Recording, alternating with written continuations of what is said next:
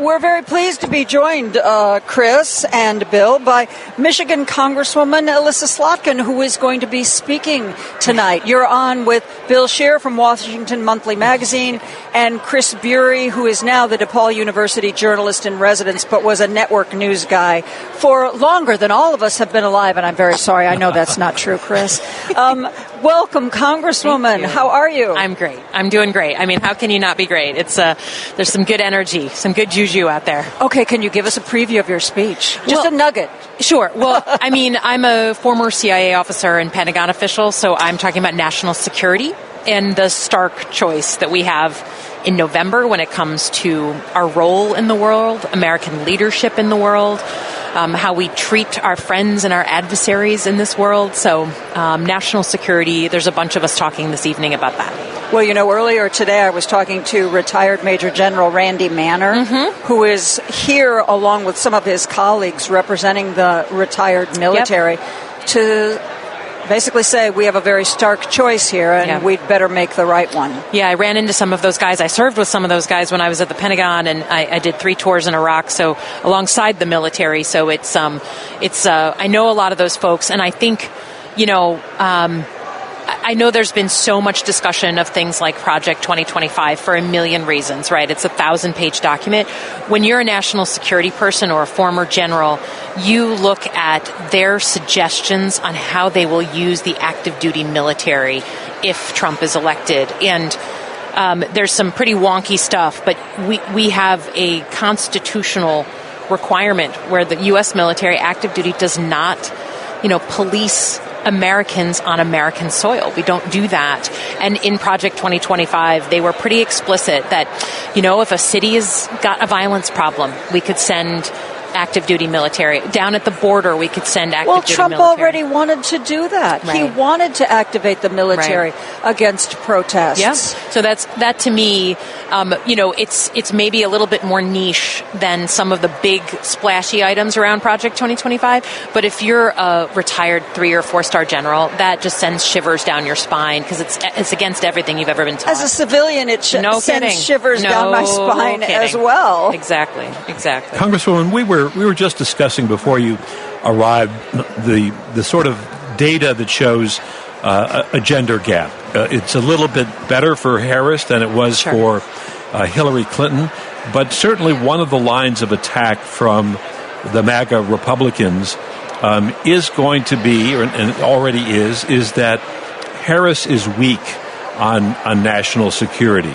And how does she, in her speech tonight, for example, and in the coming weeks and days, how does she answer that particular, pointed criticism that we're already seeing in television commercials against her?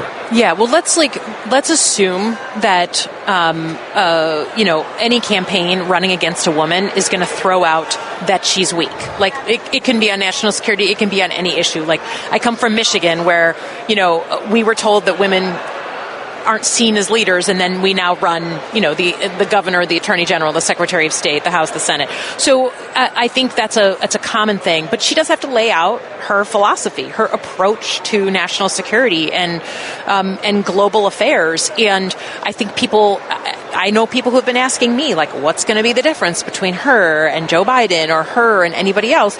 She got to lay it out. That's her requirement. And but I think to me, even before we know exactly, what she wants her agenda to be, Donald Trump has shown us who he is on national security. Like, we don't have to guess, and we don't have to just read Project 2025. We know what he did when he was in office.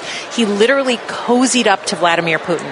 And let's just agree that if Trump won again, he'd just hand the keys to Ukraine over to Vladimir Putin. Like, there wouldn't be a debate about it. So he has a completely different isolationist policy that cozies up to our adversaries and alienates our friends. And so I think we just need to wait for her to lay it out, but that's her requirement. Congresswoman, I'm very curious to ask you, because you represent a district that is fairly red. Yeah. You know how swing voters operate. Yep. Do you feel that this convention is successfully connecting with swing voters, or is it appealing too much to the base and not keeping its eye on the swing? First of all, let me just say this is my first convention, and so I've been here, and I'm really looking forward to going home tomorrow for many reasons. It's just a crazy, nutty place right now, but to hear from people who were watching from afar and saying, here was my impression. So I just want to caveat that by saying I need to go home and hear from Michiganders.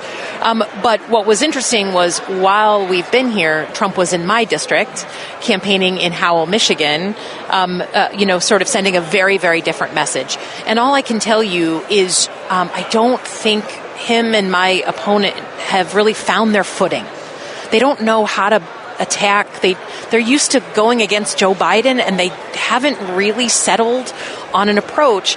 And the coverage of their visit versus the coverage of the convention in Michigan papers, Michigan radio, Michigan TV, is just very, very different. This is what's coming through for people is the positivity, the hopefulness, the generational change, and it's the opposite from the Trump world. It's older, it's sort of stale, it's angry, it's polarizing, and it's the opposite of hopeful.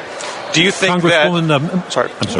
Hang on a second, Chris. Bill has a follow-up, and then you can jump in. Go ahead. Just to follow up, do you think that the combination of Kamala Harris and Tim Walz has disoriented the Trump campaign? Do they have potential to reach that swing voter that the Trump campaign is not fully appreciating? I think definitely there's a relatability factor that helps, and it certainly helps in the Midwest. I just have to say, I can't think of an election where we've had a Midwesterner on both tickets for running for president and vice president.